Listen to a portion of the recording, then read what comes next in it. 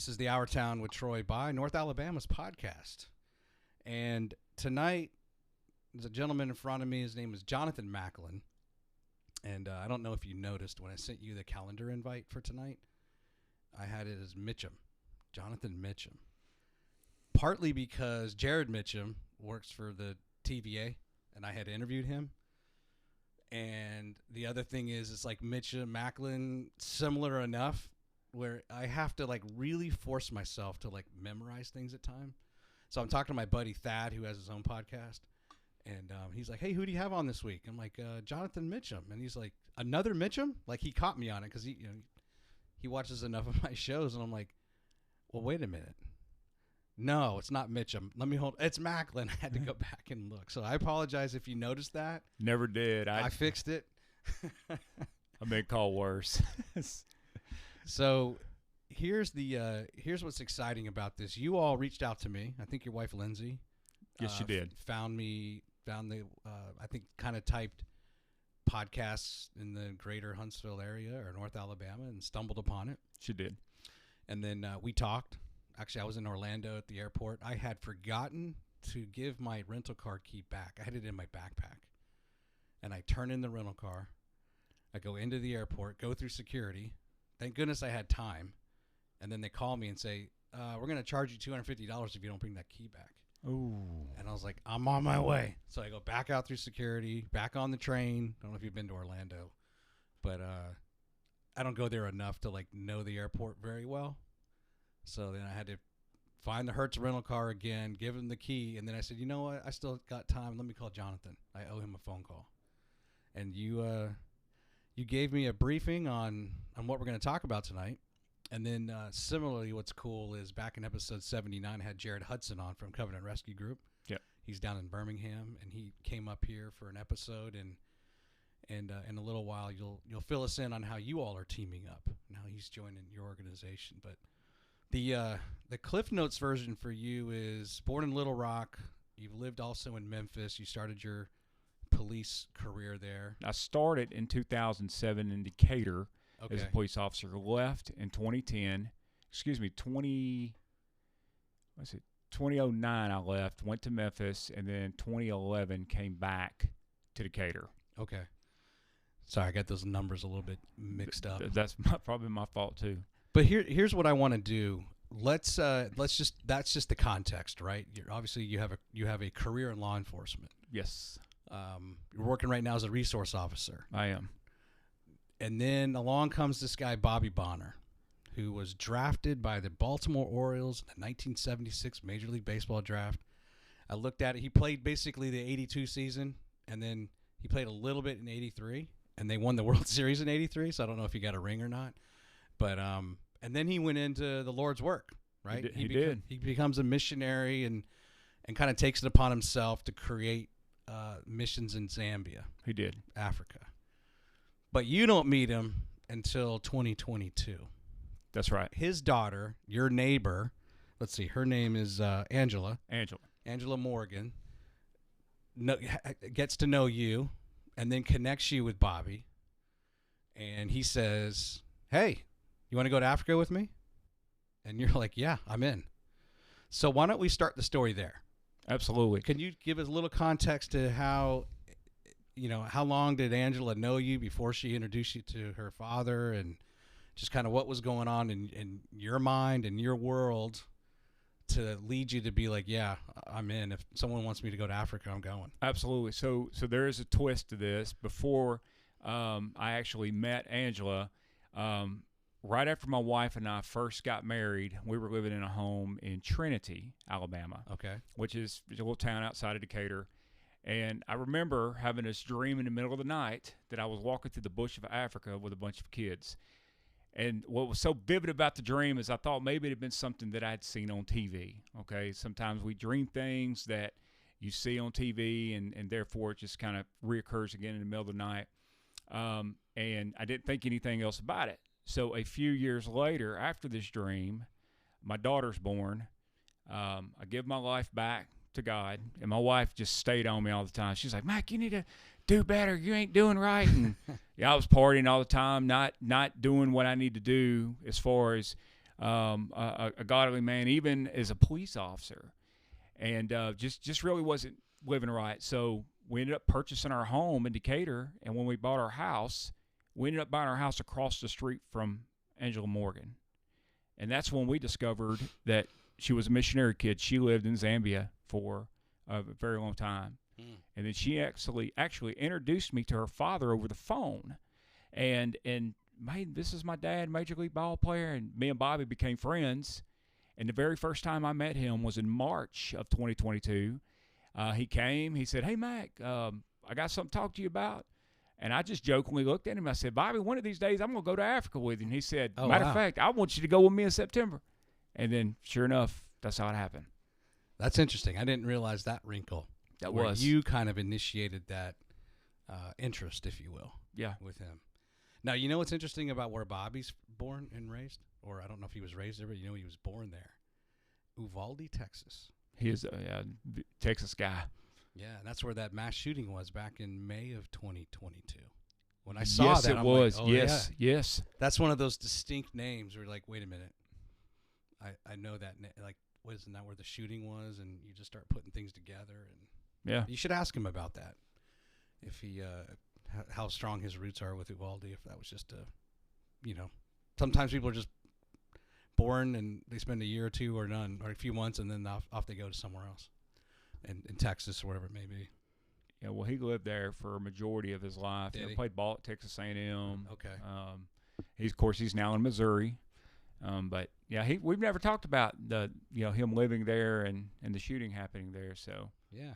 I tend not to talk about current events, I guess, since I live it.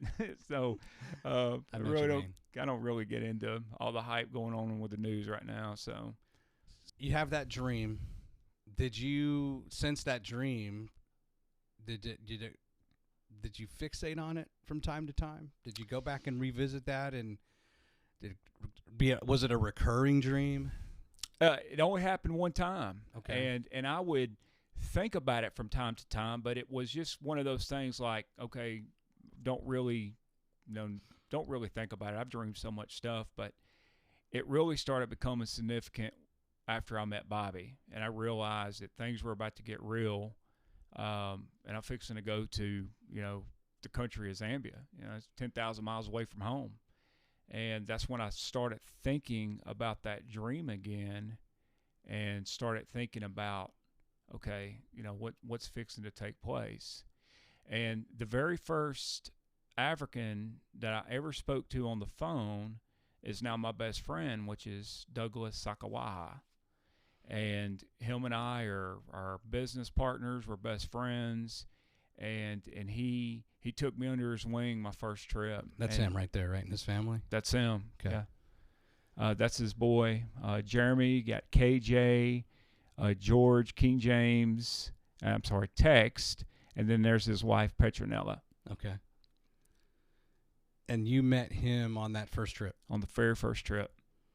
What was the circumstance where you met him? So Bobby was taking me to Kafulafuta, which is a town just south of the city of Ndola, which is in the Copper Belt. Douglas was going with us. Him and Bobby have known each other for 25 years. And, Douglas is also a translator. He speaks 7 languages. So he was there for us, and he was there for me, too, as well, to kind of look out for me as I was getting familiar with the culture. There's a map, by the way. So Ndola is kind of over here. There's the Copper Belt in purple. Yes. And I know you spent some time in, is it Luanshire? Luanshire, which is just kind of west of Ndola. Yes. Based on this map. So somewhere in here is where you guys met. Yes. So I would say Kafulafuta is probably 45 minutes south of Ndola. Okay. Let me see if this other map maybe gets us a little closer. Okay, so there you go, right there, Kafulafuta. Right here? Right there. Hold on. Sorry. That's cool. No, go north a little bit. Keep going north? Yeah, right there where my... Oh, right here. That's it. Okay. So this is where you went? Yes.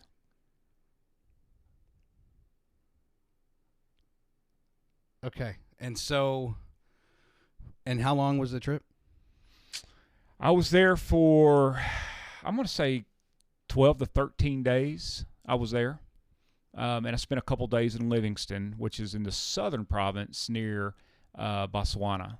And that's in the southern part of the country. And you're kind of just following Bobby around, and he's setting up congregations and things like that, or doing some humanitarian aid? He is. A little bit of both. And Bobby had actually left what I decided, first of all, to it's kind of a funny story. I'd gotten up one morning, and I decided I wanted to go for a run. I love to run. Mm-hmm. That's one of my favorite things to do. So one of my bucket lists was, let me put my GoPro on. I'm going to go run through the villages, which would be pretty cool.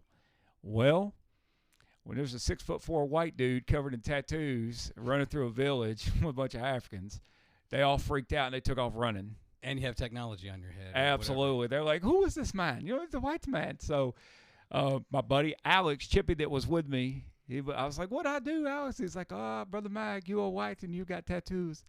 So I ended up becoming friends with all the villagers, but it was heartbreaking for me because of how poor it was there. Yeah. And I remember looking at Alex, and it's like, man, drive me to Lawansha and let me go buy this family here something to eat. And while we're talking to everybody in Lawansha, when we're going to this market, and there is a child, probably about 8 years old, that is begging for food. And he asked me for something to eat. I asked Alex, I was like, what's wrong with this kid? And he's like, he's starving, Mac. I was like, oh, my goodness. So that right there was my version of the Damascus. And I freak out. I go into this market and fill up this entire truck bed full of food and go give this kid a loaf of bread. And what got all of this started with AGI was when Alex looked at me and I was like, what's going to happen to this kid? And he's like, he's either going to die at a very young age, Mm-hmm. he'll be human trafficked for sex slavery, sexual exploitation, work slavery, and whatnot. And that was kind of my breaking point. I was like, I got to do something for these people. And that's kind of how it all got started, was through that trip. Yeah, and AGI stands for Archangel Group International. International. Yes. So, yeah, let's pull up your website, because now, rather than writing them all down, these are your missions. Yes. Right? So here's our missions section, and we're going to get into kind of each of the categories of what of the relief that you're trying to provide, right? Absolutely. The difference you're trying to make. So there's rescuing orphans, there's clean drinking water, educational needs, humanitarian aid, healthcare, protection for mission groups, law enforcement training, and then construction of suitable housing. Yes. A lot of basic needs. Absolutely. That probably many of us take for granted, right? That's right. Are those listed in any sort of priority order, or what is for you kind of the number one priority of AGI? There's a lot of stuff there. That's Yes. definitely on your strategic plan, if you will, the roadmap of the things that you want to accomplish as you get this going, get it funded. But like, what is the first thing that you want to really be able to focus on, I guess, of those missions? Absolutely. So as a police officer, we kind of think different than the majority of the public. So somebody may look at this and say, wow, that sure is a lot of stuff that you're doing.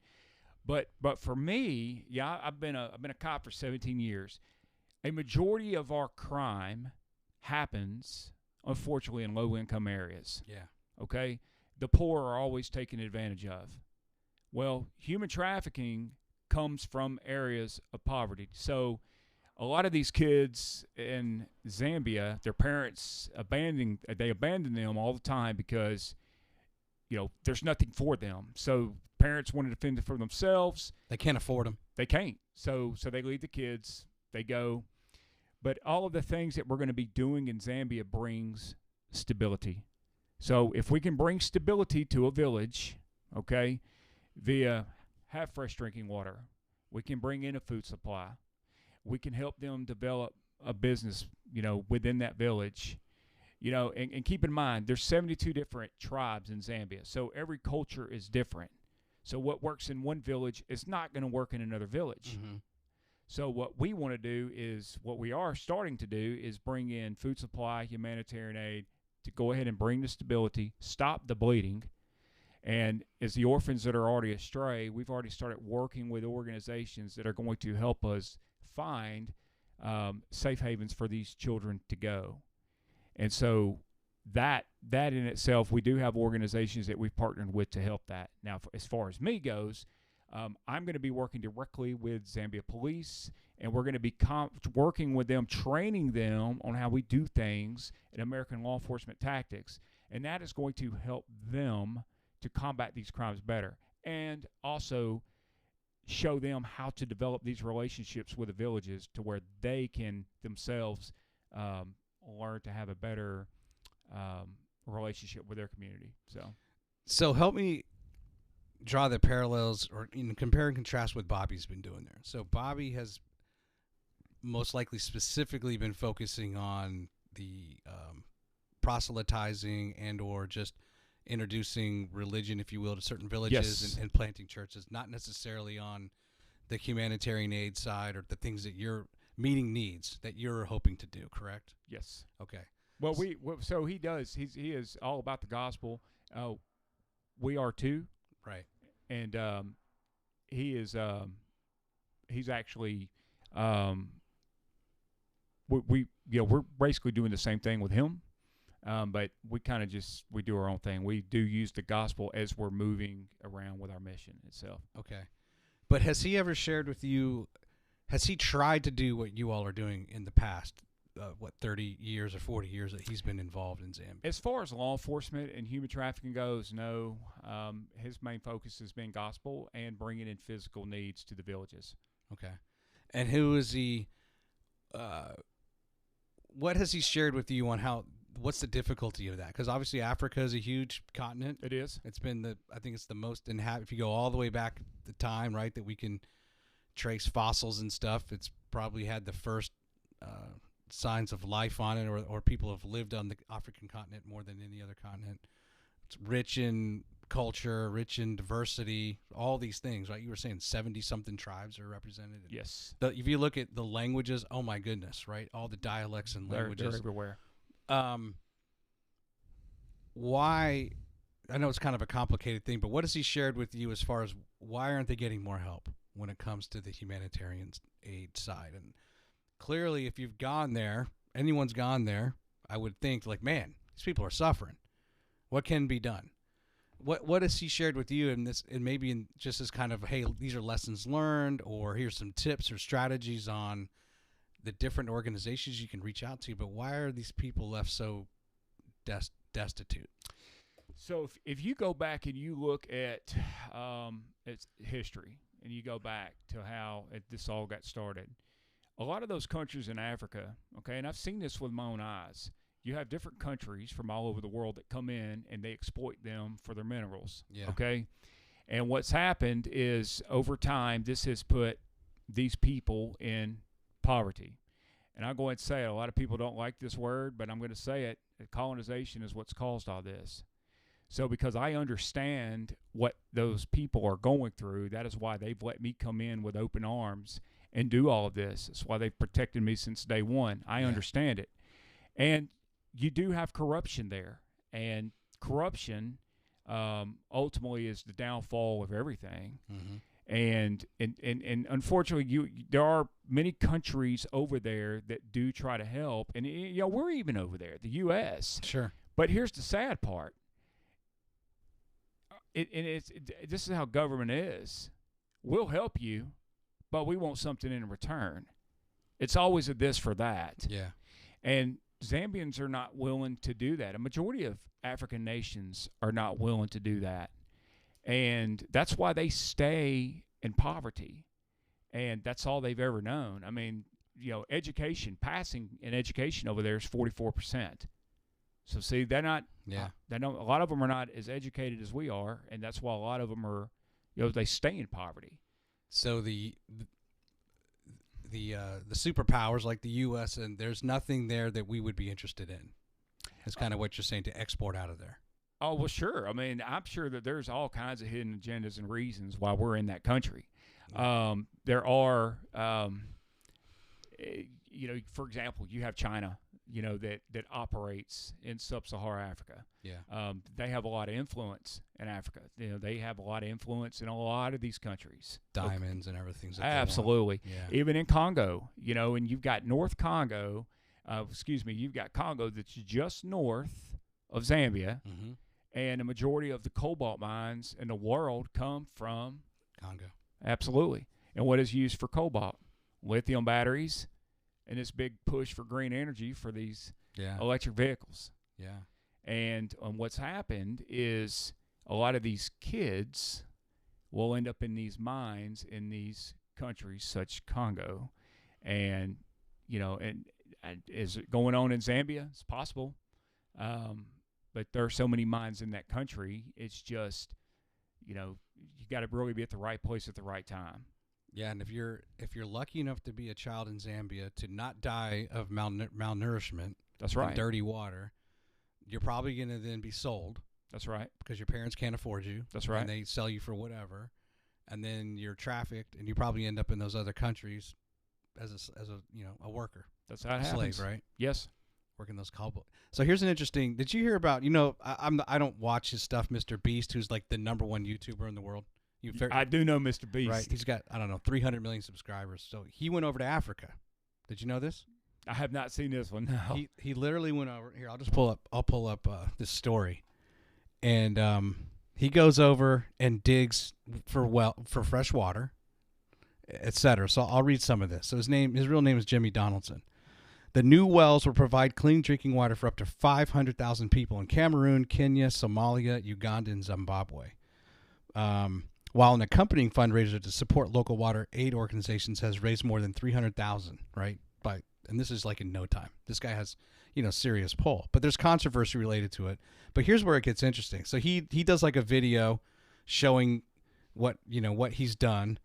And it's, new furniture, soccer balls, computers, whiteboards, and projectors, building a bridge across a river to safely connect a village, right, with local schools. So then a prominent activist, Boniface Mwangi, contrasted Donaldson's actions with those of the Kenyan government, saying, quote, "We are a shameful, horrible country, a begging nation governed by millionaires." Then he goes on to X, formerly known as Twitter. "Every 5 years, we give newly elected members of parliament and senators a car grant of $33,000, basically, fuel those cars every month, but we have no money to drill boreholes for our people." Similarly, freelance journalist Ferdinand Omondi lauded Donaldson's efforts, but said that it's embarrassing that a YouTuber jetted into Kenya on a charity tour to perform tasks our taxes should have completed ages ago. That's right. Isn't that interesting? That's the way it should be. These countries are supposed to be responsible for that, and that's the thing too. Is it's us, it's America. We're the one that's helping these countries, with these physical needs, and we give a majority of the money to the UN. Of course, what does the United Nations do with that money? There ain't no telling where it goes. So I don't know. To me personally, I think it's just one big scam. So are you or Bobby, or does Canada do something similar? Does Germany? Are there other countries outside the U.S. with people like you, just good-hearted people that want to make a difference? Are they in Zambia or other African nations trying to make a difference? There are. I mean, there are organizations in Africa. Okay, there are some organizations in Zambia. All right. Well, however, from my understanding, we're the first and only organization that has ever done anything of this magnitude, especially working alongside the police. The police there are not very well trusted, unfortunately, by the public. But we're going to come in there and we're going to help with that. One of my board members for my NGO is a commander for Zambia Police. Okay. So he has been the guide for us and gotten us connected with all the key players, the anti-human trafficking director of Zambia, members of parliament. We have members of, home affair, not home affairs, but their internal security division there. So we've got all the right pieces in play there. Can you talk? So yeah, talk now about the creation of AGI came from that trip, and Yes. I think you were officially ready to go by the early 2023, right? You got your 501c3 in place. We did. And you became, but now that's one thing to start a U.S. based nonprofit. Now talk about the NGO, the non-government organization, right? That you had to now, in order to get a work permit and to go over to Zambia and actually do the work.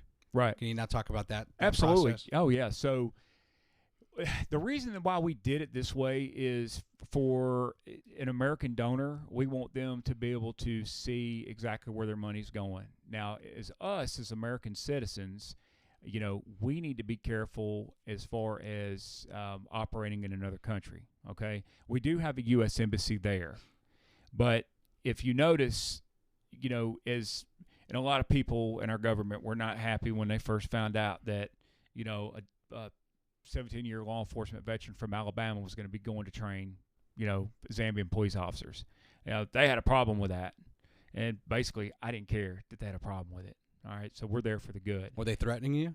No, they weren't really threatening me, but they really have not been supportive, especially none of our people at the embassy. They really have not helped me much. I've reached out to them numerous times, but nobody ever wants to talk. And I think maybe that has to do with politics. So, but is it embarrassing for them or something? Is it similar to like the Kenyan government? Like, oh, wait a minute, we're supposed to be doing something about this humanitarian crisis and we're not, and now this guy's going to expose us? I would say you never really can tell. You don't really know what they're thinking. But I'm a straight shooter. I mean, I'm going to do what Mac's going to do. But that's why we went through the red tape with Zambia's government. We were got background clearances from Interpol. We went through the Office of the President, the Department of Terrorism, Anti-Terrorism with Zambia's government, and they said, we approve you guys to have an international NGO. And what that means for us is I'm bringing people over from the U.S. with me to Zambia. We work under the NGO umbrella. That way we don't have people from the U.S. looking at us crazy. We're working under our NGO. And plus that allows us to own property. That allows us to potentially get national registration cards, which is what we're working towards now, and have vehicles and be treated like a Zambian citizen. Wow. Was there a cost to that? Did you have to raise money for that, or is it just your time we did. and effort? Absolutely, okay. Yeah. So everything that we do raise money for our missions that we do, fundraisers, golf events. Of course, people donate to us, speaking engagements. But yes, we did. And then now we have the capability of not only raising funds on the U.S. side, we can raise funds on the Zambia side, and bring in Kwacha and work with other countries like the Saudis, and people that like to donate to NGOs. So then I would imagine, based on what you just said, if you're doing a fundraiser over in Zambia, they have to be skeptical. They, the likely donors, wherever they live in Zambia, whether it's Lukasa or somewhere else on, who that entity is and what are they going to do with the money. Because potentially maybe corruption, there's some other organization that's supposed to be under the guise of doing good, and not enough of those proceeds go to where the help is needed. So over on the Africa side, there is quite extensive vetting to get an international NGO status. Okay. That is a very difficult status to get. So people that are wealthy in that country, if they know that they're giving to an international, so keep in mind there's a local NGO and then there's the international NGO. Okay. So they know that they're going to be linked to either a British organization or American organization. They're more willing to trust us. But it's up to us to prove to them, hey, you donated this money for this. This is exactly what we're doing. And that's what we do. We back up a lot of our stuff we do with social media, photos, and whatnot. Just one more thing on that, and I know it's kind of clear. Hey, Mac's going to do what Mac's going to do, and I like that when we end up talking about Jared. Jared's going to do what Jared wants to do, right? That's Jared right. Yes. I like that guy. But are there people even back here? They're like, Mac, what are you doing, man? Like, don't we have enough problems in the U.S.? You know, why are you going over to Africa? We know you had some dream, but you know, I don't know, man. Are you putting your time and energy in the right place? Absolutely. People telling you that, like, kind of trying to talk you out of it or questioning your motive? People know me, especially in Decatur, okay? They know who Mac is, and they're going to tell you right now, when that dude says he's going to do something, he does it. And I will tell you this, if you go back and you read the Bible, all of this whole entire organization is God-inspired. This is not me. This is God-inspired. Look at Noah. God asked him to build the ark. When he started building the ark, everybody looked at him like it was crazy. Yeah. But how do you think they were looking when it started raining? Right. Same thing with Moses. You know, why is this Egyptian man leading, you know, all these people back to to Israel, to the Israelites, you know? And he did it. He did what he was supposed to do. So that's the thing with me. He asked me to do it. I'm going to do it. And I don't care what anybody thinks about what I'm doing, you know, because I know who supports me and I know who does not support me. So it doesn't matter. That's right. You know what I mean? Fair enough. Yeah, absolutely. So let's go back to the missions, and let's go back to the boy with the bread. Yes. Is he the same kid that said, Mac, you come back, you are hope for us? Was that him, or was that different kid? That was a young man on the boat. There's a picture. I think I have it. Yes. I'll bring it up. Right there? That boat? That's him. And the kid with the brown shirt with the shark teeth on it. He's the only one that I remember that spoke English. And that's what he said as he was leaving, because I really hit it off with him when I was spending time with him. Is this boat a ferry that's ferrying you back and forth or something? Like, what's the... So you really can't tell from the photo, but I will tell you this. All of those kids right there walk to school every single day. And if I'm not mistaken, it's about a 6-mile round trip for them to walk to school. The kid on the boat back here with the oar or the stick or whatever? I believe he's 12 years old. Wow. So every day that these kids pass or go home, they have to cross this river. And that's the boat that they get on. And they cross the river, and then they walk, and they go for miles and miles and miles back to the village. Well, and in doing research for this, I came across several videos, and those same kids may have had to wake up before the sun came up to go fetch water for their families. Absolutely. Which can be a multi-mile round trip. It is. And then probably have to hoof it to school. Yes. And back, and then get water again.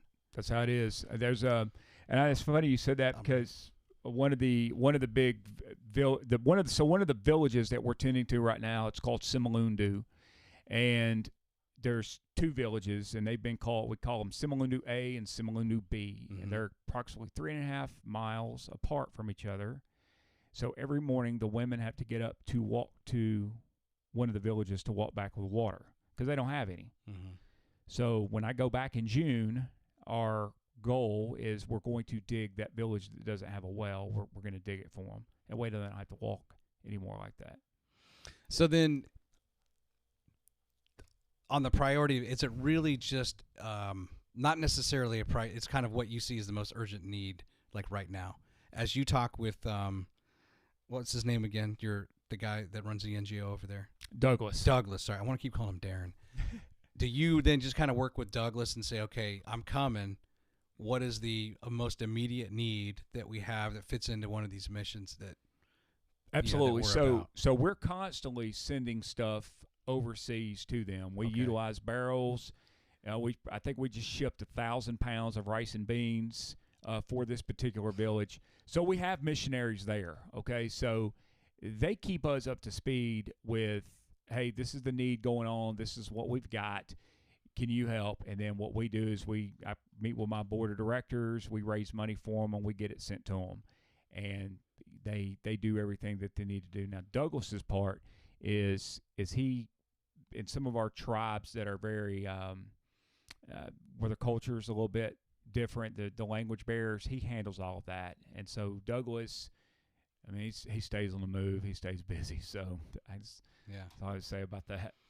Are you happy with the attention you get when you're going and seeking funds, like when the fundraising? Is that something that's, as you get the word out, that's kind of increasing over time, or has there been some frustrations and some dips and trying to really sell this to people like, hey, please help us out? So raising funds is always tough.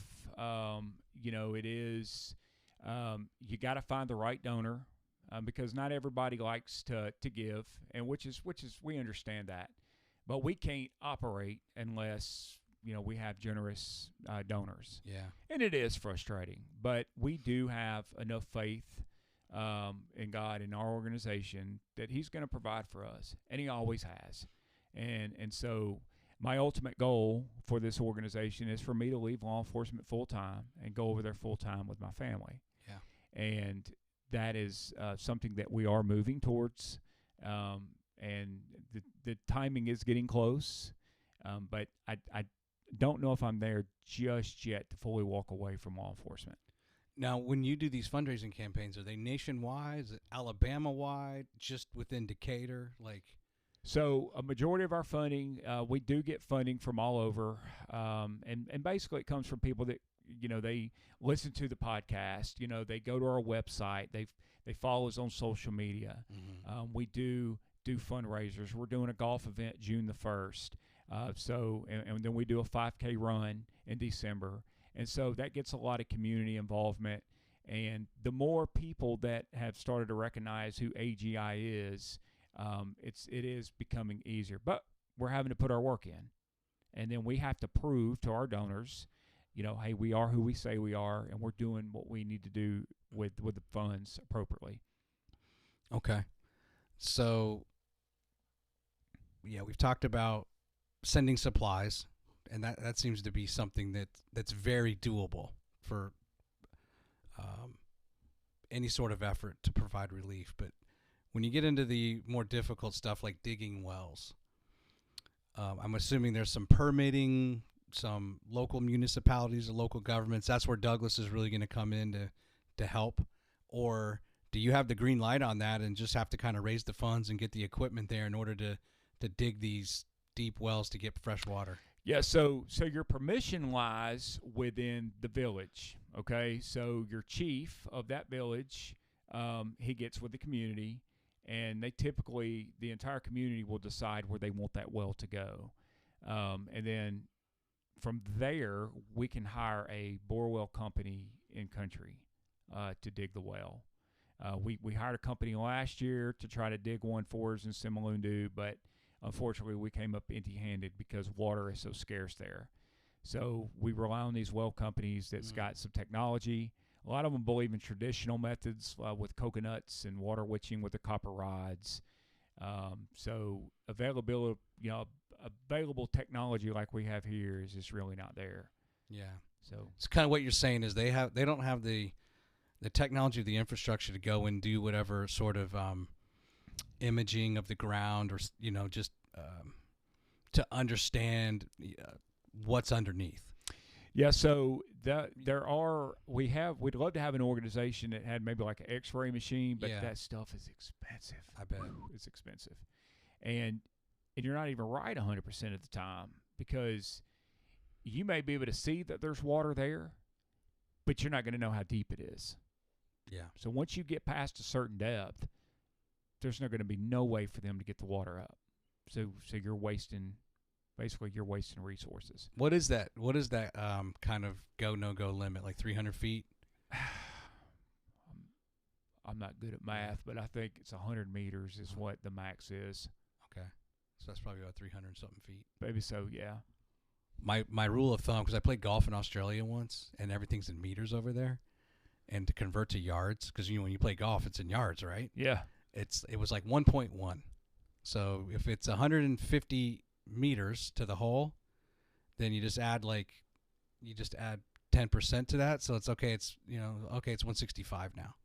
I'm adding 15 yards, whatever. So it's just some brute force. That's like, interesting. Yeah, it's like whatever it is, just times it by 1.1. So then you have to convert back. So if you tell me, oh yeah, it's 100 meters deep, you're like, okay. But then usually we don't express things in yards, and we're going. So I got to go back to feet. It's like this math calculation, right, going through your mind. Like, dang it, I don't know the metric system that well. I always have to try to convert back. Sure. Like my son's in archery, and it's all like in 10 meters or 15 meters. I wouldn't know how to measure 10 meters. Oh, no. You know? I trust that they do, whoever the officials are, that they've done a good job at, like. Look, man, I've got to look. I graduated with a high school diploma. Okay, so math is my that's probably the worst thing that I'm good at is math. So let's go back to the police training. Yes. You have, I guess there's an aspect. Are they expected to do more to ensure parents don't just abandon their children? Is that one factor? And then the other, of course, is then stopping trafficking.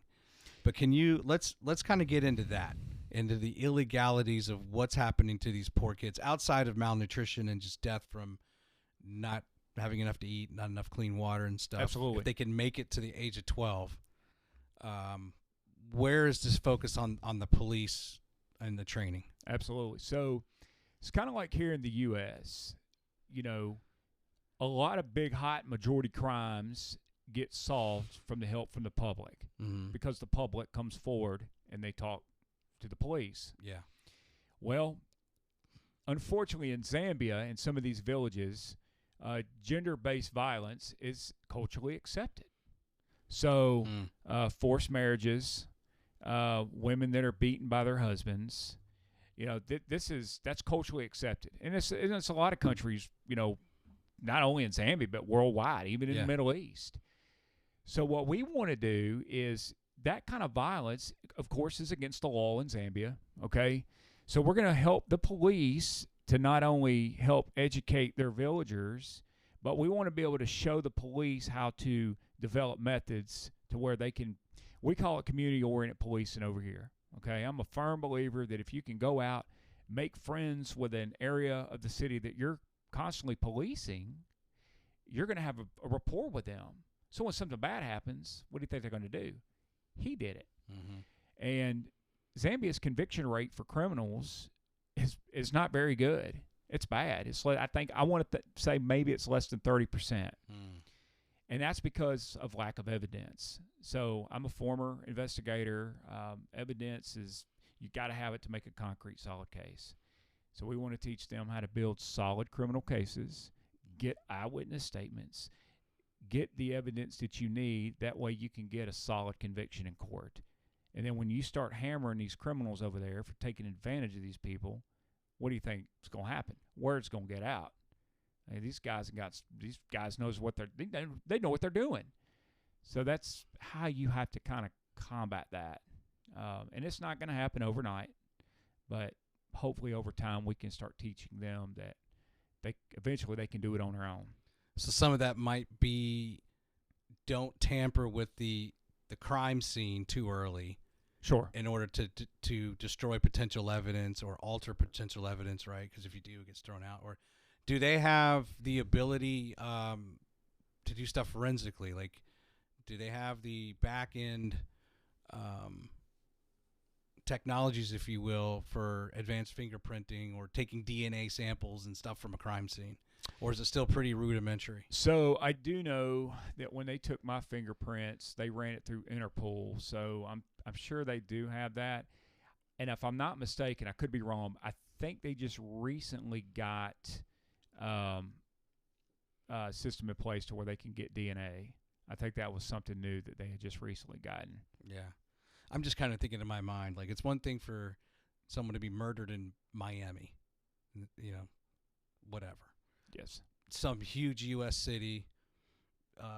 There's going to be all kinds of forensic investigation, et cetera, DNA, right? Could be New York City. And then over in rural Africa, what is it you're training those cops on? Absolutely do not mess with these key components of this crime scene, or we're never going to be able to, A, kind of figure it out, or B, prosecute. Is that a little bit of both? I mean, our goal is to teach them what I've been taught here, okay, but without telling them, hey, our way's better. Yeah. Like, we want to show them, hey, this is a way we do it. Yeah. And you know, and from talking to those officers over there, I've talked to countless officers in Zambia, and they are so fascinated with the way that we do things here, the way that we interview, the way that we take the time to talk to criminals. You keep in mind, a lot of these investigators that I've talked to over on the Zambia side, they'll talk to a criminal for 15, 20 minutes, and I didn't do it. Okay, and they just turn around and leave. Us, when I was interviewing bad guys in an interview room, I've interviewed rape suspects, I've interviewed murder suspects, robbery suspects. I'm going to tell you something. A good interview will last you at least 3 to 4 hours. And that's me and the criminal talking. So instead of just diving into the conversation, hey, why did you do this? I mean, you got to take the time to get to really talk to these people and get in their psyche and make them believe that, hey, we're buddies. There's that, and I think you're asking some of the same things over and over to see if their answers match. Absolutely. Over the course of time. Yes. Maybe a little bit of sleep deprivation. This isn't waterboarding or anything, but just certain tactics that I'm sure you're using on seeing if the truth will come out. Absolutely. I mean, because criminals, after they've been in an interview for so long, they're either going to get comfortable with you or they're going to get too uncomfortable. Yeah. They're just going to start saying what needs to be said to where they can just, light me up so I can go ahead and get out of this room. So yeah, time's on our side, when I want to teach those Zambians, like, this is your time. This interview room belongs to you. It doesn't belong to them. So what's the basis of their training? Where has that evolved from? Is that just the greater African continent? They were under British rule, right? Till like the Absolutely. 60s. Did it come from the what's been handed down from the way the British did it? For the most part, from what I've seen, that's kind of how it is. The way that we patrol here in the United States is not how they patrol over there. Officers over there, like, if you and your wife, if you guys go out for a walk at night, you might see a Madison police officer drive by in a patrol car. Well, over there, it's Zambians walking around. Some of them are unarmed. Some of them have AK-47s. The traffic police officers over there, none of them are armed with a gun. Now, they do have an AK in the vehicle, but it is definitely not anything that looks like anything like here in the U.S. So, yeah, there's no, concealed carry. I'm carrying this AK. Pretty much. Open carry. Yes. On any level. Now, some of your guys in the commanders, they'll carry pistols. But you ain't going to see it on them. So here's an interesting question is, do they have a problem with mass shootings or random shootings? Or is it really just self-defense? Hey, if you come after me, I'm going to shoot you. But otherwise, they're not looking just to shoot the place up. As far as shootings goes, I don't hardly hear anything about mass shootings over there. You don't, for the most part, there's not a lot of violent crime in Zambia. Zambia is pretty much a peaceful nation. And that's just, it's part of their culture. So violence is there, okay? It's everywhere. But everybody's poor? Is there some of that, the millionaires sitting in Lusaka and everyone else is, there's no middle class. It's either you're struggling, do you have dirty water, you don't have enough to eat, and then some of the fat cats are... There are different classes there of people. Mm-hmm. There are, I'm going to say a majority of the people that are in extreme poverty, I'm going to use that word, extreme poverty, those people live in the rural areas. Okay. Those are what we would refer to as the villagers. And that's you want to help. Those are the ones that I want to help. Okay. They're the most vulnerable. Is there like a caste system? Is this like India at all in a way where, hey, sorry, you were born into the wrong family and you're just going to be a rural villager? Is there any sort of upward mobility? If you get educated the right way, is there a possibility that they can get out of that, move to a different part of Zambia, have Absolutely. a career? My best friend, he's a doctor. He's got a doctorate. And he's got 2 master's degrees. Douglas does. Yeah. And, Douglas grew up in the bush. Did he? And he grew up in Kafua Futa. And so he made it out. And yes, you can make your way out of, of the environment that you're in. But he had, for the most part, a family that stayed intact. Mm-hmm. His mother is still there in, there in Zambia and Kafuafuta. And, of course, with him being at the mission station, him having Bobby there, Bobby's known him for 25 years, so Bobby brought him under his wing. So he had a support structure there with him, which is what helped him. So what, on the education side, on that side of the missions, what would your goal be there? Working out in the bush and just giving them more tools for learning? Yeah, absolutely. I mean, school supplies, we already send in school supplies all the time, regularly over there. Something that I'm working on now, even at my own police department, is I'm going to do this next year. With me being working in the schools, is there's a school over there where Douglas's son goes, and when I'm over there, we're going to buy this school a flat screen TV and a laptop. That way, next year when school starts back up, I work in the high school. I'm going to let my kids interact with the kids over there. And so now what you're doing is you're bringing two different cultures, okay? You're bringing true African kids, African-American kids, white kids. You're bringing them all together, and you're letting them learn from each other to kind of see how this is neat. This is a neat culture, and how we're not getting stuck in a bubble, with what we're used to dealing with over here. Yeah. It's amazing, man. You got a lot of people in Decatur that want to tag along? They do. Oh, yeah. And we are. Like, I've got a really good friend of mine, Josh Sloan. He is a former police officer. He also works for the City of Decatur. He's going with me June the 3rd. Oh, sweet. And then my buddy Josh Melson, he's also going with us on June the 3rd. And he works for Congressman Dale Strong. And he's going to go over there with us and see everything that we've been doing. And it's going to be pretty neat. So how long are you going to be gone this time? I'm going to stay from June the 8th through the 23rd is when I come back home. 2 weeks. Yeah. So you still have to be mindful of your leave schedule from the police force and all that, right? Oh, yeah. It's not like you're a teacher and you can take the whole summer off, right? You're a resource officer there, but you're a police officer. Yes. And you have to be mindful of that. Now let's talk about, is Covenant Rescue going this time, or is that another time? No, they won't be going this time. Okay. I think everything really is going to boil down to funding. They are an organization we definitely want to have with us that has to do with human trafficking. But yes, he has been over there with me before. We actually went there in December and did some investigating on some things that was going on. But yes, we do have the goal of taking his organization. Yeah. Yeah. So Jared's former SEAL. Oh yeah. Kicking doors in.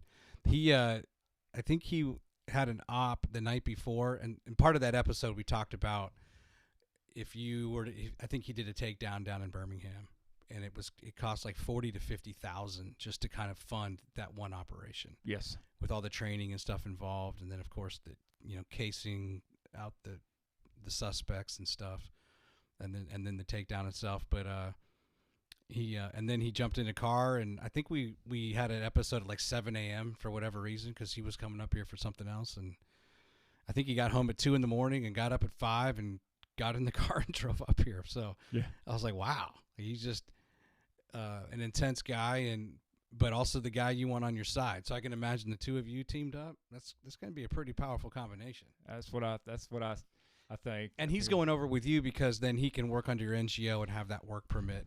And absolutely. He just doesn't have that set up yet. I don't even know if he has a desire to do that. But. So it is very complicated to get the NGO. It's safer for him to just work under ours because we're already connected with the government. Yeah. And that way he doesn't have to do anything from there's a lot of legalities that you have to go through. But when he does join you, those will be more on you're looking for the bad guys, or is it also going to be training the police force? So his expertise comes into play with actual human trafficking operations. So what we would like to do is the same thing that he does here in the U.S., we want to do that in Zambia. However, we've got to teach them first some steps to get to that point, because right now they're just not ready. But there are bigger things that's brewing over there that Jared has a lot of expertise in. We both have expertise in investigations, okay? But with what the resources he has and the resources I have, we could definitely team up and we can make a huge impact on some of the things going on over there. Yeah. Yeah, I mean, we talked a little bit about our southern border and the Mexican government being, corrupted by whomever wants to get bad people, into the U.S. You come through the Mexican government, and the next thing you know, they show up at our border, and then they show up in our country. That's right. And so that's a kind of a global trafficking network, right, of just bad people getting together and figuring out how you exploit, Absolutely. What's the weakness here. So I guess in Zambia or in Africa in general, same thing with these traffickers. How is it that they're still prevalent or functioning, and how do you take that down? So there's a number of methods that you do to get these guys. But the first thing that you're going to have to do is you're going to have to change law, okay? There's going to have to be some laws changed over there. For example, prostitution is legal there, okay? Prostitution is legal. So it becomes illegal if she does the solicitation, all right? So when I was over there in December, I personally saw 12 and 13-year-old girls prostituting themselves. Also saw 19, 20, 21-year-old girls prostituting. We interviewed one, and it was all the same reason that they're out there. It's because of poverty. It's poverty. It's poverty. You need money for the family. Absolutely. And a lot of these girls live on their own. So when your predators come in, okay, these truck drivers that come in from these different countries, we saw an actual spot where truckers come in and they purchase prostitutes. Saw with their own eyes. But in order to combat these guys, and here's where it gets really tricky. There's a charge over there, and it's called defilement. Okay, defilement is if you have underage sex with a girl under the age of 16 years old. Here in the States, if you have sex with a child under the age of 16, we call it rape in second degree. Okay, if you solicit that child for sex purposes, it's solicitation of a minor. They don't have that charge over there. Okay, so if a grown man sleeps with a child, unless there's DNA and physical evidence, the case is non-existent. So if a man even attempts to sleep with a child, solicits a minor for sex, there's no charge on the books. So now you're going to have to add some criminal charges, some attempt clauses to some of their charges over there. And that's something that they're going to have to do. Let me get this straight. So prostitution's legal. Yes. But the man has to initiate it. Yes. I'm assuming it's men, right? It's usually women are the prostitutes, right? They are. The men are seeking it out. If the girl solicits it, that's bad. That's against the law. That's right. Right? She get in trouble. But there's no age. She could be 10 years old and be a prostitute. Absolutely. Okay. Then when it becomes illegal, if there's no prostitution transaction, and it's just quote unquote consensual, then it becomes illegal. So from my understanding, let me make sure I say this right. If the man or whoever is wanting sex and he goes to the female and says, "Hey, I want sex. I'm going to give you this for this." Okay, sounds great. Well, if she comes to you and says, "Hey, do you want to do this? It's going to cost you this." Now she's opened the door. Okay, she's opened the door to it. That's when it becomes illegal. Okay, right. But what makes it difficult too is they have brothels over there. Okay, brothels are places where you can go in and absolutely. And I guess it was last week. One of the organizations that we support over there, the police rescued 15 girls.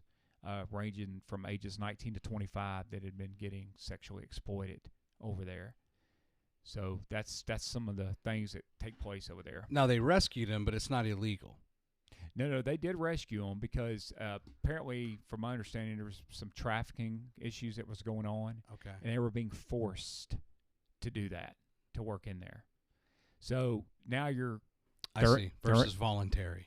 they're in a brothel, which we know that it's legal to have a brothel, but then How did they get there? I guess that's the intent and the motive of that, right? there you go, and it all boils down to the same thing: poverty. Yeah.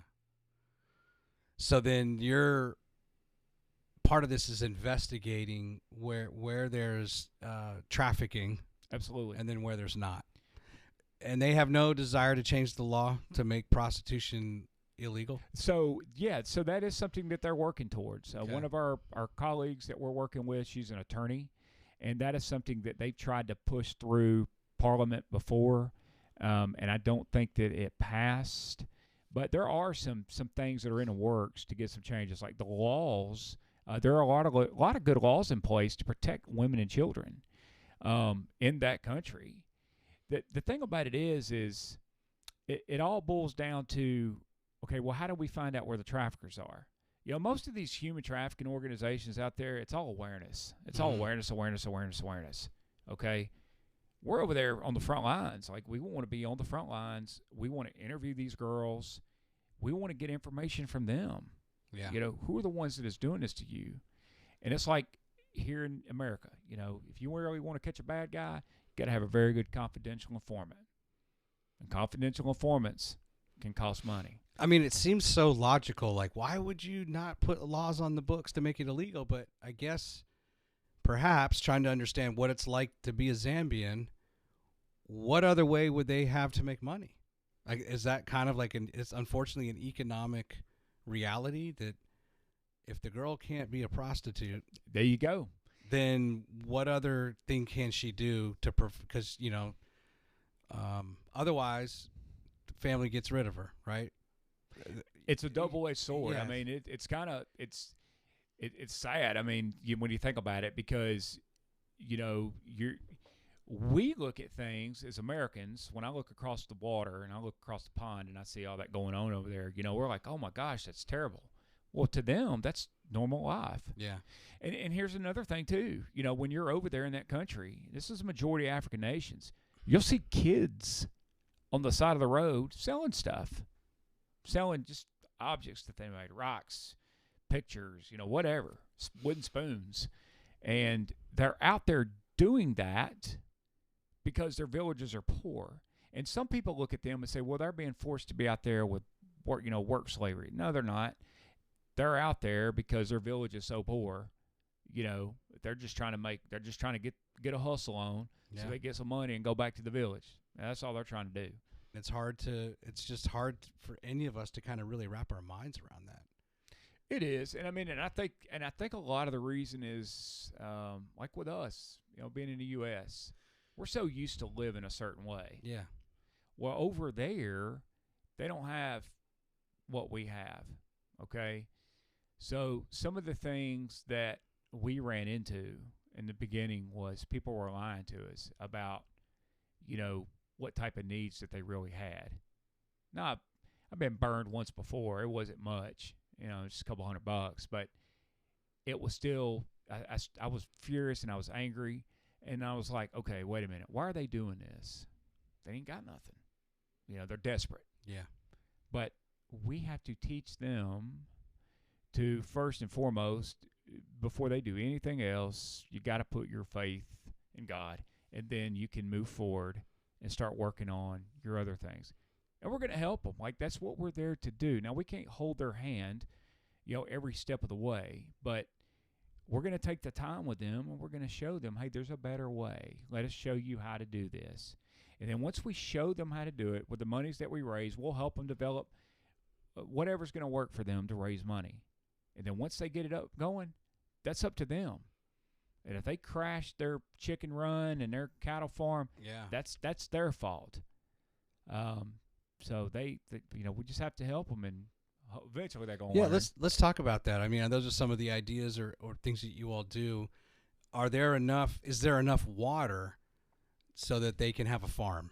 or they can raise chickens, they can have cattle or whatever it may be, in a dairy farm. Yeah. So depending on where you're at, what part of Africa what part of Zambia you're in, if particular province, okay, if they got enough rains, they therefore had a good harvest. So they were able to grow a lot of food. Simalundu, for example, they had a terrible harvest. It hardly rained. So they've hardly got a food supply. If the village has a water well, okay, then a lot of times we can build irrigation systems, we can build water towers, and the irrigation system will help supply the crop source with water if in the event they don't get a lot of rain. Yeah. So that's why it's important for us is to go back and focus and try to get water for these villages. Yeah, I mean it's kind of a naive observation when you just look at the aerial shot or any map like of Zambia, and you're like, well, there's water, but it's not like prevalent, right? Nothing really jumps out like, oh my gosh, like where are the rivers? Where's the streams? Where's the big lakes? Presumably you're hopefully living close to those, but it's not like other parts of our country or other places that are just replete with water supply. Right. And you realize, man, how important is water? So that's where, Zambia came from the word Zambezi, Zambezi River. Yeah. So there's the water that runs up underneath the country. So that's why these bore companies are there. I mean, there's water under there. Yeah. Just got to find it. Right. Yeah. With some of the more primitive technology, like you were saying, to try to find it. Absolutely. Wow. Do you think if you had never met Bobby, you had the dream, is there just enough passion to Africa that you could have found the same fulfillment and enjoyment in some other nation there? Or do you feel like you've been led to Zambia? I've been led to Zambia. Without Bobby Bonner, there would be no AGI. Now, it is all God inspired, but in the beginning, it happened when Bobby first said yes to God to go to Zambia, and then he connected me with Bobby, and then I said yes. Yeah. So now I'm bringing people along with me and who knows, my 7-year-old little girl, you ask her who AGI belongs to, she's going to say it belongs to me. So she's going to take the reins, when it's time for me to go. I saw that little video you guys have at the very end. Yeah. She's like, I'm going to take over this from my daddy. Yeah. So, but if you had never met Bobby, you probably would have met someone else that would have got you to Zambia, perhaps.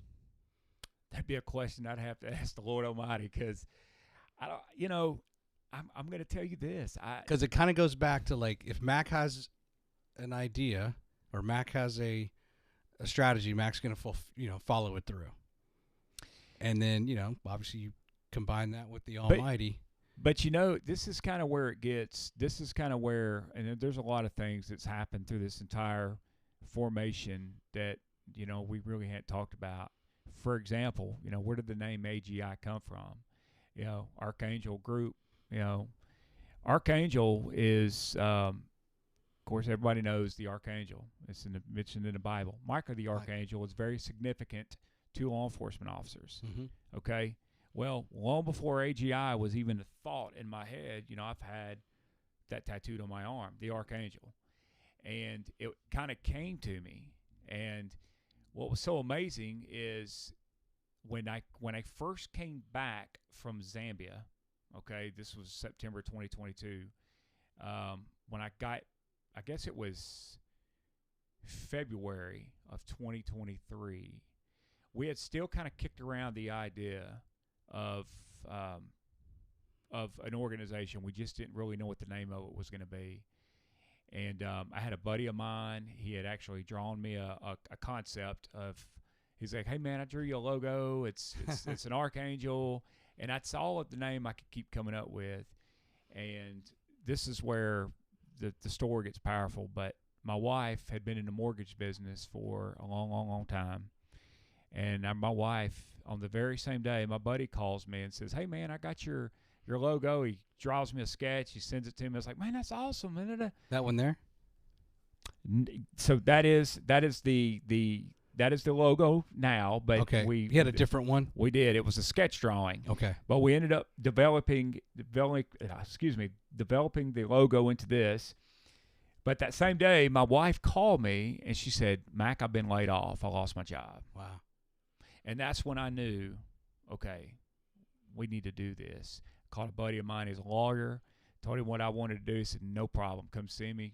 We had AGI formed through the state of Alabama within 30 days. And then the rest is history. We've been connected with Foreign Affairs of Africa. So she's basically running it the day-to-day right now. She's the boss. She's the boss. She's the boss. Gotcha. So I'm the... You're the good-looking. You're the model. Well, you know what? For the now, photo shots. Now, I'll say this. I know my wife's You're the pretty face. Well, my wife is going to be watching this, and I will say this, but I mean this. My wife, she's hands down, she's a smoke show. So Look in that camera and tell her. Lindsey, you know it, baby. You are a smoke show, and I'm so glad that. But she is. She really is. So that's awesome. Yeah. Yeah, she's got a YouTube channel as well. She does. Where she does some sermons, if you will, or some spiritual thoughts. She does. Type stuff. And she does. And she has her, she's got a podcast that she does with her friend now. It's something like this. She just gets together with one of her girlfriends, and they talk about current topics to help women. So tell the story of how you met. You shared a little bit on the phone with me. We chatted a little bit before we hit record tonight.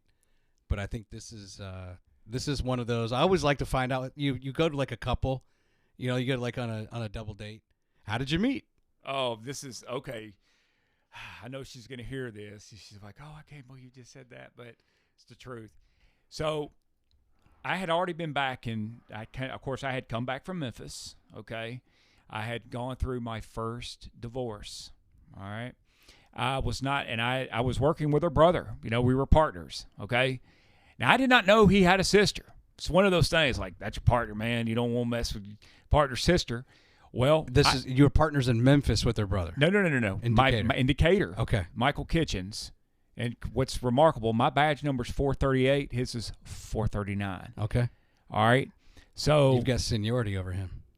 Absolutely, I do. Well, actually, he's a sergeant, so he's got it over me.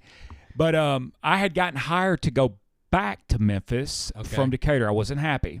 So Mick said, "Hey, man, I tell you what, let's go out to eat, dude. Let's go out to Applebee's, man. Let's go have dinner." Applebee's. And I go into Applebee's on Beltline Road, Decatur, and Lindsey's there on a date. Oh. Now, this is what's crazy. 2 weeks before I met my wife, I was at a bachelor party. And I went to about 3 to 4 different strip clubs in Nashville. So I was making it rain 2 weeks before I met my wife. Wow. Okay. My wife was never that type of person. She grew up in the church her entire life. So 2 weeks later, met her at Applebee's. The prodigal son. Pretty much. That was me.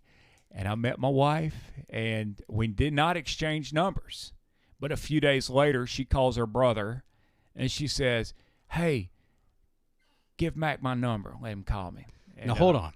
You exchanged numbers even though she was on a date with someone else? No, she was on a date with another guy. Right. Now, I called her. I was like, I can't believe. I'm thinking to myself, like, dude, like, I can't believe your sister's this hot, man. She's a smoke show. Of course, I didn't tell him that because, we're partners.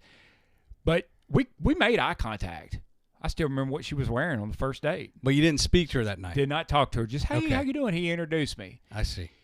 A few days later, she called Mick and was like, "Hey, can you give Mac my number?" And of course, I got it. And he's like, "Hey, man, my sister wants to call you." And I'm like, "For real?" He's like, "Yeah, man, it's cool. You're going back to Memphis, so it ain't going to work." Well, I never went back to Memphis. And fell in love. Absolutely. So what did that other turd ball look like? Was he a doofus, the guy that was on a date with her? He wasn't me. He wasn't.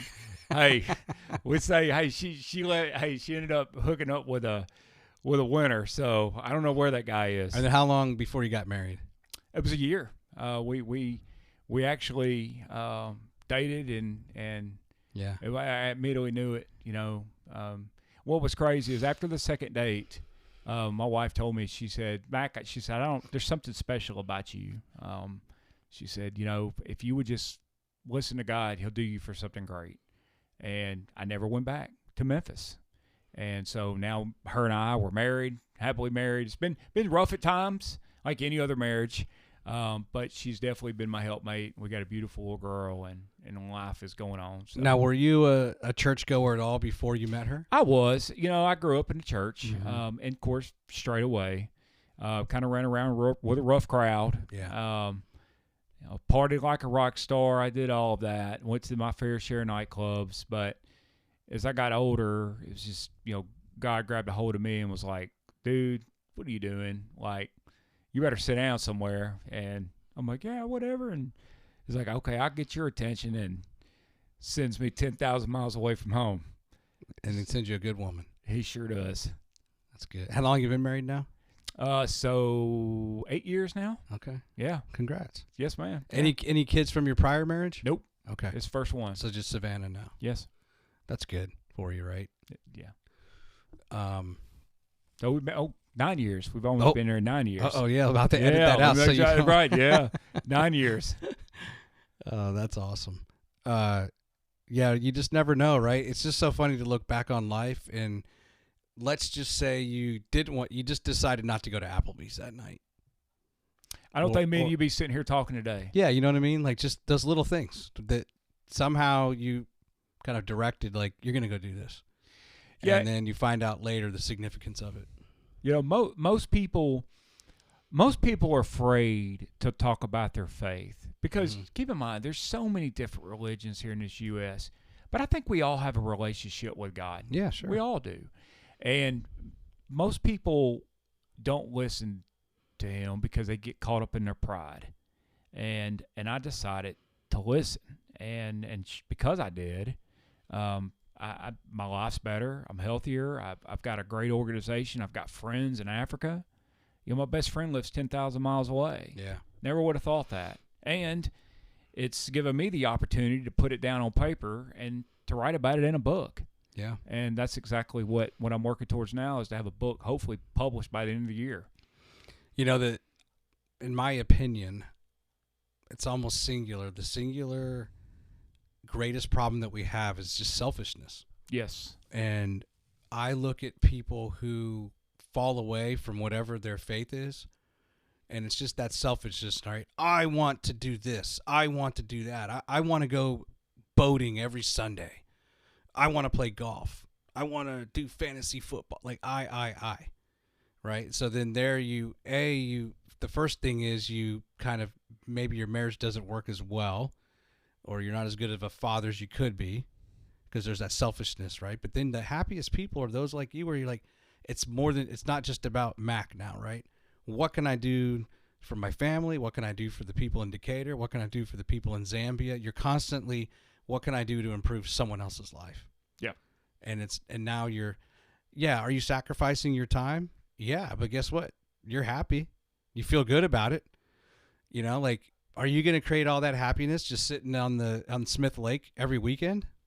Of course, drinking beers and getting a tan? What are you going to do the next week? Who cares? I'd rather be out drilling wells for fresh water for people. That's fulfillment. That is for me. And used to, this is what I try to share with people, and a lot of people don't understand this. It's okay to have nice things. Sure. I have a nice home. I have a nice vehicle. Yeah. But my happiness doesn't come from the things that I own, because this is what I do know is my best friend Douglas, for example. He doesn't have a lot. He doesn't have anything like we have over here. And he'll tell me, my happiness lies when I go to heaven to be with Jesus. Mm-hmm. And that is where his wealth comes. And I believe that as well, because I know that I'm going there when I pass away. And what I have seen is, and this is so sad, but I've been a cop for 17 years. We've talked about this, but I have been to so many death calls. And they all have one thing in common. They're dead. They're dead. The funeral home shows up. I'm sorry for your loss. We'll be praying for you. They put the body in a bag, goes on a gurney, and off to the funeral home you go. Yeah. And when they leave that house, guess what's still sitting in that house? Their possessions. All their possessions. And then what happens next? People start fighting over it. So that is what, unfortunately, the world has turned into, is material things. Yeah. And I guess I think different just from what I've seen, and I'm perfectly fine with going without. Yeah. Because I can't take it with me. No, you can't. So it's sad when even your car. Yeah, you have a nice car, but guess what? In 5 or 6 years, it's going to be an old car. Absolutely. Yeah. And now you got to get a new car, a different car. Right. And so it's like they help us. It's nice to have a nice car and all these things, but they are also just a constant source of worry. They cost you money.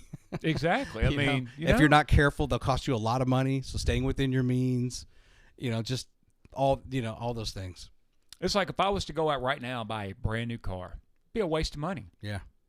I drive a police car. It was given to me. It's issued to me by the city. So I drive that police car 90% of the time, and the other 10%, that vehicle sits in the driveway. Yeah. And I don't hardly drive my Durango now. That's why it's in such good shape for 2016. Do you got any final thoughts, or is there any other things you want to explore before we close up? Or do you think we've nailed it? I think we've nailed it. Just if you got some of your listeners listening, I'd love for them to visit our page at www.archangelgroupinternational.org and consider going through it. Consider donating to our organization. We are tax exempt. You can also visit us on our Facebook page at Archangel Group International, and you can also see my personal page, Jonathan Macklin on Facebook. That's kind of, I want people to get to know me as a person. My entire, AGI is built around my law enforcement platform, and it's a lot of people in America are law enforcement officers. They call us sheepdogs because we protect protect the sheep from the wolves.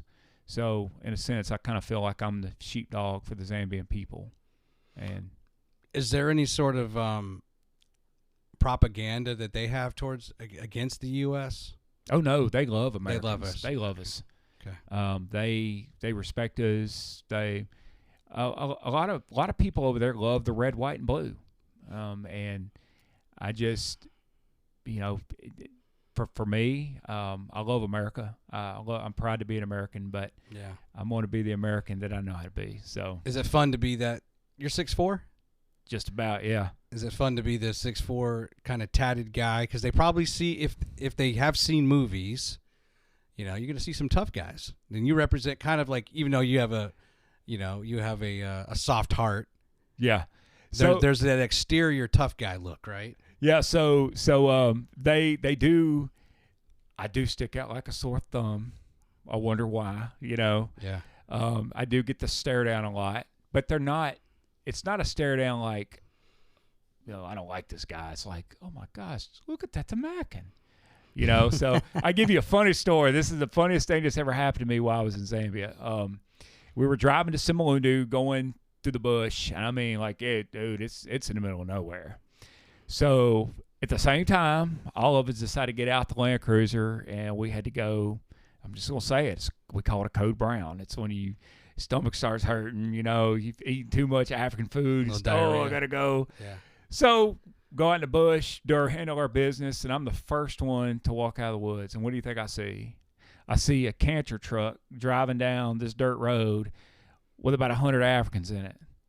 And the first thing they see is a white dude coming out of the woods, and they slammed on the brakes, and they just like, who is this man? It's like a safari. Absolutely. That's exactly a safari. What is that? Is that an animal? No, that's an American man.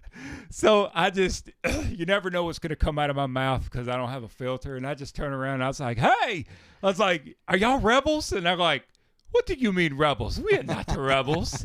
And I was like, I'm just kidding, man. I was like, here come other friends, and of course my buddy Joseph, he's a missionary. He comes out, he's another white dude, and they're just like, oh my goodness, who is this guy? And then here my two other African friends, they coming out the bush. So that was a pretty funny experience, So I guess I would freak out too, driving down the road and see a white dude just come out the woods. So that's funny. Yeah. They have exotic animals over there. Oh, yeah. And they're protected by the government. Yes, they are. Right. But how awesome is that? Zebras and elephants and lions? Oh, yeah. And I don't know if you saw the picture on Facebook, but I've actually interacted with the lions before and walked with them. And Douglas and I, we actually have a photograph of us with a male and a female lion, like from me to this microphone. That's how close we were. And they're cool with it? They're not trying to... Very cool with it. But a lot of those animals that we're able to interact with, they're in sanctuaries, okay? Okay. And they raise them to a particular age, and then they take them and they put them in a national park. So those animals are highly protected. However, you got enough money, you can go over there and you can hunt one. But I'm just not the type of dude that can go and... Are they going to come chase you down if you kill one and you're trying to get it out of there? They hunt you down and arrest you? Did you? Oh, well, yeah, the police will. They'll come get you, right? Absolutely. But you ain't got to worry about them. You got to worry about the animals. Did you ever see the video? Did you not hear about what just happened recently in Zambia? I don't think so. Oh, man. So the national park there, Kafu, this was about 2 months ago. There was a safari that was going on in Kafu, and they came across a stray elephant, and it did not get happy. It was not happy with them, and this elephant chased this game truck and flipped it over and killed this lady. Whoa. So you have to watch yourself when you're in the national park, because animals are unpredictable, especially over there. And you definitely got to watch out for the monkeys. They'll steal your stuff. So you got to keep your stuff zipped up. Oh, that's funny. We've been watching a lot of monkey videos lately on like Instagram. And I think it's like Asian people who own them, and they have diapers, and they put, they have outfits, and they're like their pets or their children. Hey, listen, they do. And so the baboons over there, like it's my first trip over there, we were at Victoria Falls, and we came across there's a baboon, man. He was handling business with his female baboon. They were just doing business right out there like it wasn't nothing, like it was the HBO special. Wow. And there was a South African lady, little white lady, that got out. She was eating some cookies. And this male baboon just hopped on up from what he was doing and went over there and stole this woman's cookies. Wow. And went sat down on a curb, and man, he was still happy-go-lucky, man, when he sat down. Oh, boy. And I'll never forget that. And I snapped a picture, and I still got the picture. And memories, man, you got to make them. So when you fly over there, what's the route you take? All right, so I've taken 2 routes. So you can either fly from Atlanta to Johannesburg. Wow. And then from Johannesburg to Lusaka, which is the cap city in Zambia. Or you can fly from Atlanta, Chicago, one of the big major airports, and you fly from there to Addis Ababa, Ethiopia, and then Ethiopia down to Lusaka. Oh, really? Yeah. And that's an interesting flight. From Addis Ababa down? It's just flying to Ethiopia. Oh, okay. There's so many different cultures on the plane. Yeah, I bet. And it's just like, wow, and different smells. It is, man. and we look, lack of deodorant. Pretty much. I mean, you're absolutely right. I mean, my wife, she, first time she went over there with me, we flew through Ethiopia. She's like, "Don't you ever fly me through here? We're flying Delta Airlines next time." And I'm like, "What's wrong with Ethiopian?" But I got news for you. When I leave in a few weeks, I'm flying Ethiopian Airlines because, I mean, I'm used to it, so I like it, Atlanta to Johannesburg has got to be a long flight. So from Atlanta to Johannesburg, it is 14 hours. Okay. Now, you have to stay overnight there because of the way the flights are, but then from Johannesburg to Lusaka is 2 hours. If you do the leg from Atlanta to Addis Ababa and then Addis back down, it's 18 hours. Mm. But you're not having to stay overnight Yeah. and lose Right. a day. Right. So you get there in a hurry, which is a good thing. So can I go with you sometime? Man, yeah, come on. I'm serious. I'll do it, man. Absolutely. I'd love to do that. It is Lion King 2.0 on steroids. That's what I tell people, man. It's like just pay for my ticket or whatever I need to do, and I can come with you. We got places to stay, and I tell people it's don't believe in all the violence you see on TV about. Sure. Africa's so big. I mean, the majority of your violence comes from West Africa. Okay, it's war torn. It's war torn in the north. Man, Zambia is the most peaceful country you'll ever go to. Most awesome. That's people. awesome. Yeah, man. That's cool to hear. Yeah. Well, thanks for educating. And otherwise, I'm pretty ignorant for the world, because I was talking about this with the prior guest. I mean, the U.S. offers a lot. It's huge, right? Zambia is just a little bit bigger than the state of Texas. Yeah. And we are able to go to, we can easily get in the car. I was talking with somebody, as long as you have a driver's license and a credit card, you can drive all over the place. Absolutely, yeah. I can just drive to Vancouver, Washington if I want tomorrow.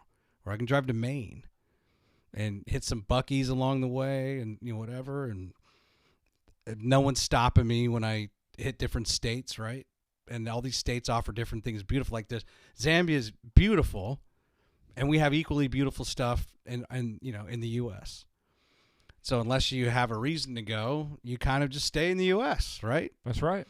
Unless you have business travel reasons or personal, you're in the military or something. So there's just so many, the whole world really, that I'm just unaware of, because I've never had a reason to go, or I was too scared, because maybe I thought, oh gosh, if I go to Mexico City, I'm gonna get murdered.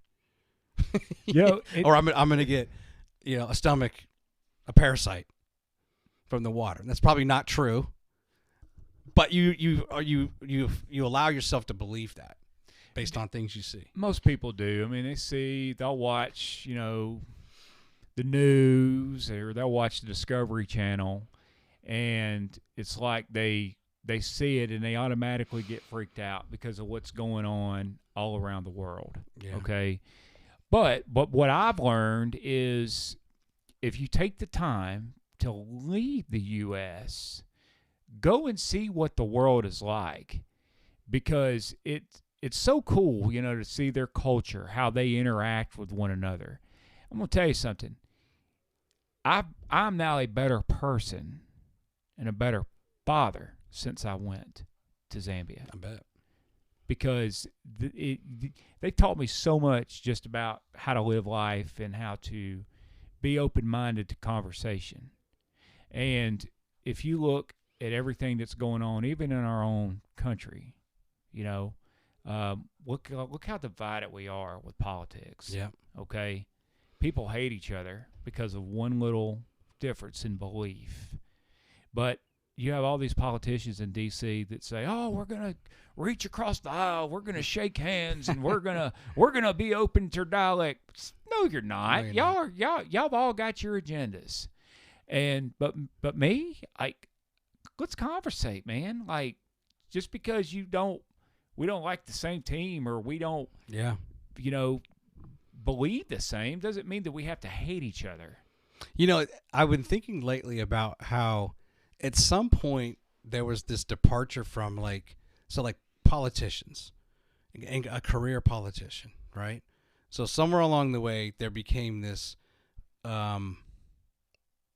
people were vehemently upset with the career politician and degrading them. And now it's, you get to the point of, well, maybe Taylor Swift can run for president, or Oprah Winfrey, or pick anybody, LeBron James. Like, people will just throw this out there, like the popularity thing, where now you have so many politicians that are in there that are not politicians. So, like, we've lost the thing about a career politician is they had decorum, they had scruples, manners, if you will, or potentially, you could debate things.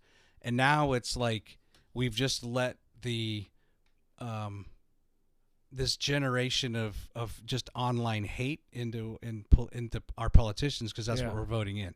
The AOCs of the world, the Marjorie Taylor Greene, just, you know, like, they're just looking for clicks, and they're looking to get you. Just my goal is just to get you to say something, to incite my base. That's right. Against you. That's all it is. So to me, I'm almost like, I kind of miss the old school. It doesn't matter what you think of Trent Lott, you know, from Mississippi, or you know, just pick someone where there wasn't those fights. We weren't having those kinds of like there was like disagreement, and you could debate, right? But at the same time, somehow we came together. And we weren't just, it wasn't this constant smear campaign, right? Where that's all it is now. It's complete hatred of the other side. And you know, the sad part is there are some good people in in DC, and a lot of them keep quitting. Yeah, they retire. They do, and I'll tell you this. And I really like this guy, is Congressman John James out of Michigan. Okay. You know, he is the chairman for Foreign Affairs of Africa, and he has been there with us since the very beginning of what he's been a huge help for us. That's awesome. But he's the real deal. I mean, he means what he says. He cares about his constituents in Michigan, and you know, he is kind of like, he's a Republican, but he's right down the middle kind of Republican. He don't get out of line and stir the pot and all that stuff. But a majority of these politicians in D.C., they're so full of pride. Yeah. You know, and they're so money hungry. I don't think they really care who they offend, and they're not willing to really work with anybody. So we've got all this tension and rift going on, and then you got all these other countries that are taking notice. And you know, think about it. You know, look at everything that's kind of going on in our country, and look at all this other stuff that's going on across the world. You want people you want what's happening in like Zambia to revere Americans for the right reasons. Absolutely. And not make fun of us like a lot of other countries just make fun of us, and they should. You know, for the mockery of, you know, that we create here. If our country, if we would stand by what we are, a beacon of hope for the rest of the world, you know, we could really be leaders in this in the whole globe. Yeah. But nobody wants to do that because, well, we don't want to offend nobody. Yeah. Be who you want to be. You want to be a tree? Like, oh, okay, that's great. You know, I mean, I know what you mean. Man, we go down a rabbit hole with that one. Man, it's been a pleasure having you. Absolutely. I've enjoyed it, and I really enjoyed diving into this and learning. You know, we could spend all day just talking about Zambia. Oh man, as a country, right? But I look forward to. I seriously, I'll get with my wife, man. We'll come over. We'd love to come over there. Come on, man. Love to have you. We'll do it. But and I look forward to when you and Jared show up. Talk about everyone will be staring at you guys. That'll be awesome. I know. Yeah. Well, hey, I kid with him all the time. You know, I told him, I said, man, we're gonna have to get you some Soul Glow, man, with that long hair you got. So that's right. All right, man. Hey, all the best to you. Thank you, man. And we'll be in touch. All right. Appreciate it, brother. Take care. Yeah, man.